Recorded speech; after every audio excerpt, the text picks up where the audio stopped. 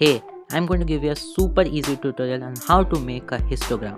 So, what are we waiting for? It's pretty simple to make a histogram. You just need a graph book, but if you don't happen to have one, draw a 1 by 1 centimeter block matrix as you can see. Anyways, in my case, this is the data and these are the class intervals. The first step is to mark the x and the y axis. The second step is that on the y axis, mark the frequency of your data. The third step is mark class intervals on x axis and label it. Then the fourth and the last step is to make rectangle boxes corresponding to the frequency interval. Make sure the boxes are connected to each other.